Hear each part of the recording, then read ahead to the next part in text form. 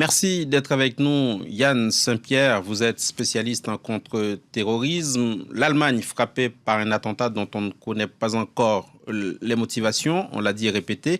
Il y a eu cependant un certain nombre d'incidents en plusieurs mois, même si à chaque fois les situations sont différentes, on évitera de tout mélanger. Et cependant, est-ce que le pays, vu le contexte, Yann Saint-Pierre, est exposé aux risques terroristes aujourd'hui?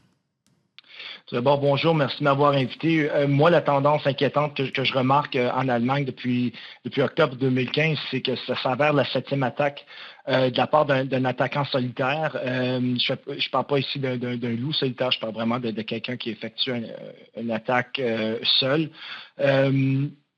Ça a commencé avec l'attentat au couteau, la tentative de meurtre sur la mairesse de Cologne, de Cologne en octobre. Ça s'est poursuivi avec l'attaque sur le policier à Hanovre en février, l'attaque au couteau dans la petite ville de Grafing en avril.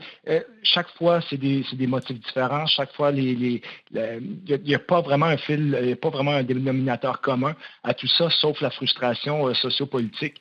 Et donc, c'est ce qui se passe en Allemagne s'avère vraiment être un microcosmos, un peu des tensions sociopolitiques qu'on voit en Europe et en Amérique du Nord. Un certain nombre d'événements violents, effectivement. Quels éléments de comparaison établir avec ce qui s'est passé en France? On pense à Nice dans un premier temps. C'est vraiment deux types différents parce que ce qu'on voit en France, c'est vraiment des attaques qui ont des raisons islamistes. C'est vraiment un terrorisme religieux qui se voit à répétition en France, tandis qu'en Allemagne, on voit vraiment des raisons différentes. L'attentat sur la mairesse de Cologne, c'était quelqu'un de l'extrême droite. L'attentat lundi dernier à Würzburg, c'était du terrorisme religieux. L'attentat de Grafing en avril, c'était vraiment quelqu'un qui avait perdu la raison, qui s'est mis à agresser des gens.